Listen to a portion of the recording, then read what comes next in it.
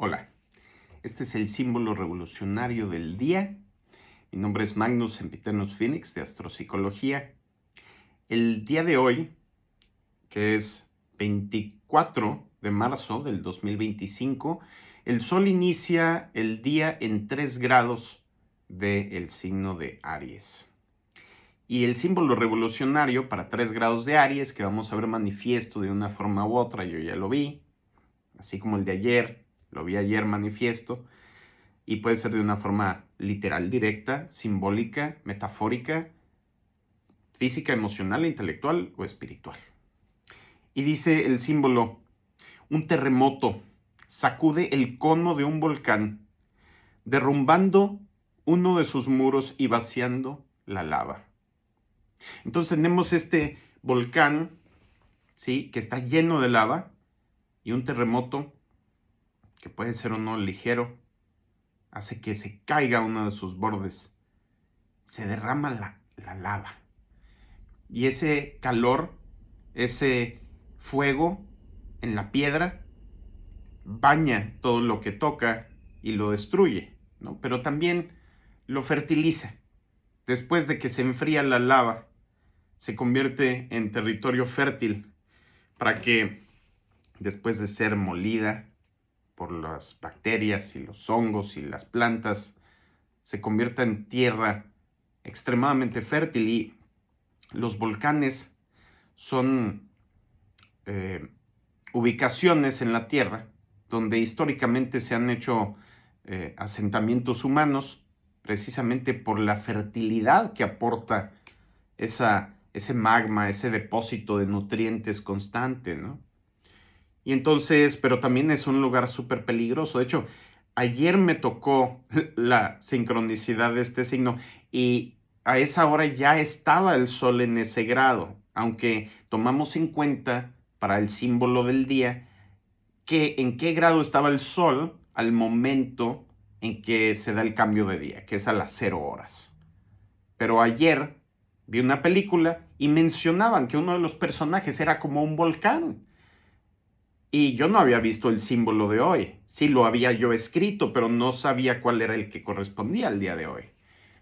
Y entonces decían que precisamente las personas que eran como, bueno, decían que el personaje había nacido cerca de un volcán y vivido en un pueblo cerca de un volcán, ¿sí?, el Vesubio, y que esas personas pues eran como los volcanes, que era irracional o totalmente inútil tratar de convencerles de algo, ¿no? Y es interesante porque esa película que vi, la de Alto Nights, ese personaje, ¿sí?, tiene en su carta natal, porque es un personaje real de la historia, tiene en su carta natal el ascendente en Escorpión y el Sol en Escorpión. Y entonces los rectores de Escorpión son Marte y Plutón. Marte como el rector único de Aries, ¿sí?, que estamos tocando el día de hoy a través de la posición del Sol y durante todo este mes de Aries. Entonces, esta lava representa los instintos que se derraman, salen de su contenedor. Y entonces, el día de hoy salió la baraja del día de el compromiso, ¿no? Pero el compromiso no como algo positivo, sino el compromiso como el hecho de comprometer nuestra verdad, ¿sí? Y entonces esa fue la baraja de tarot del día de hoy. Siempre se correlacionan las barajas del día con los símbolos del día. Es interesante. Y luego lo que sucede en el día tiene mucho que ver con ese arquetipo que refleja el símbolo del día, la baraja del día, de dónde está el Sol en ese día. Entonces, un terremoto implica a nivel simbólico el que se mueva la Tierra, y la Tierra, que es simbólicamente, es la materia, es lo que dura, es el karma, es el status quo. Entonces, hoy vamos a ver ese derrumbe, ese terremoto. Algo se mueve en la forma en que funciona la realidad física, material, patrimonial, Y aún así, yo creo que los signos de tierra, ¿sí? Y muy personalmente como astrólogo, que los signos de tierra son lo femenino, resistiéndose al cambio. Pero el terremoto representa ese cambio, ¿sí?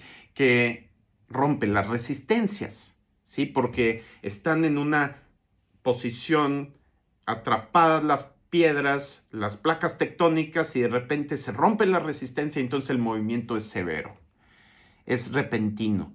Y ese movimiento repentino entonces rompe esta barrera del volcán simbólico, que es todo lo que nos hemos aguantado de nuestros propios instintos, de nuestras propias necesidades. ¿Para qué? Pues tenemos que tomar en cuenta el signo opuesto, que es Libra, que está regido por Venus.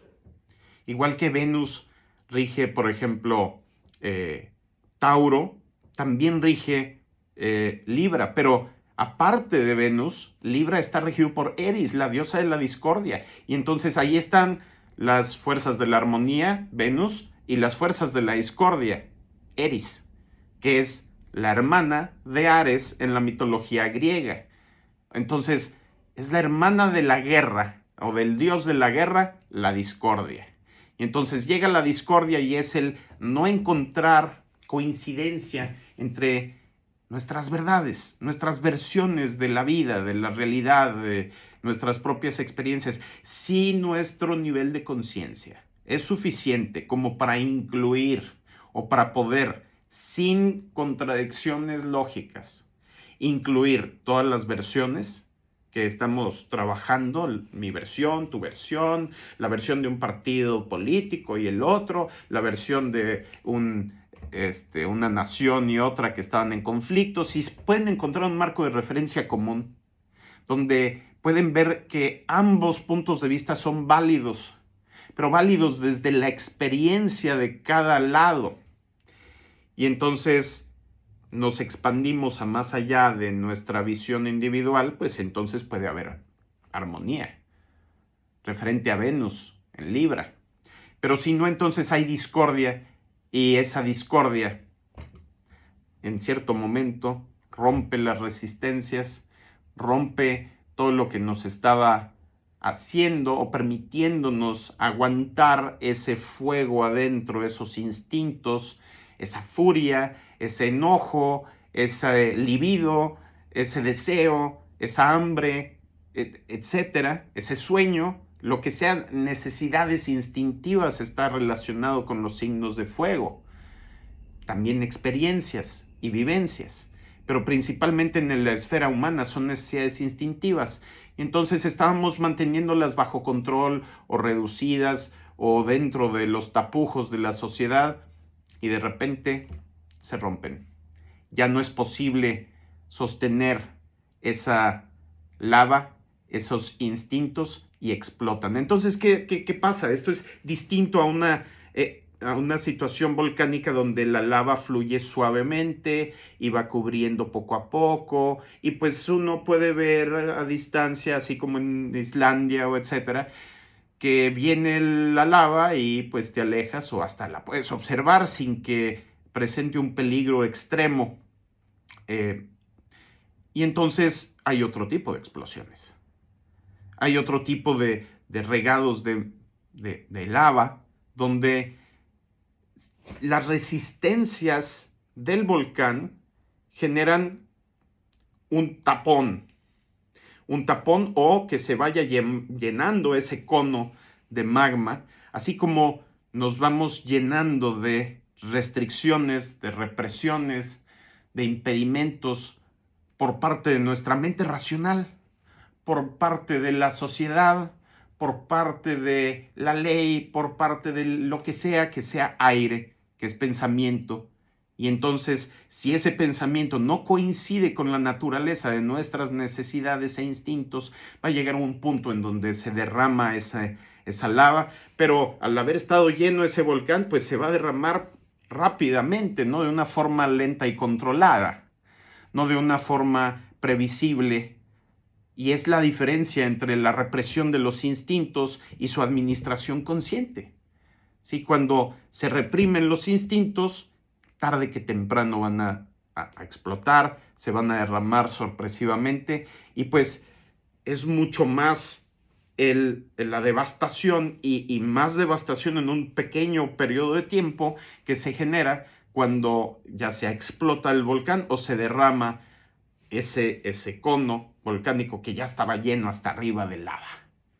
Entonces, es como lo que decía Jung, Carl Gustav Jung, el gran psicólogo, que las cosas que se reprimen crecen, ¿sí? Y se convierten en venenosas. Lo que se reprime se aumenta, se multiplica. Y es lo que llamo el efecto de la olla de presión. Entonces este día vamos a ver qué parte de nuestro ser está reprimida, y a veces está reprimida porque nos identificamos más con nuestra mente racional que con nuestras necesidades corporales e instintivas. Y sin darnos cuenta que nuestra mente racional está construida sobre nuestras experiencias de memoria y emociones, ¿sí? Ya está el terremoto aquí, sobre estas experiencias emocionales y de memoria, ¿sí? Que están construidas sobre el cuerpo y los instintos. Y necesariamente son en ese orden. Primero instintos y cuerpo y necesidades, luego memorias, emociones, ¿sí? Y conexiones, y luego el intelecto, y no al revés. Bueno, ese es el símbolo astrológico y revolucionario del día. Que tengan un excelente día. Traten de observar la explosión, el derrame de los instintos, de lo reprimido con conciencia, ya que esa autoobservación nos puede llevar a la maestría, tanto de los instintos como de las ideas que reprimen esos instintos en vez de administrarlas conscientemente. Hasta luego.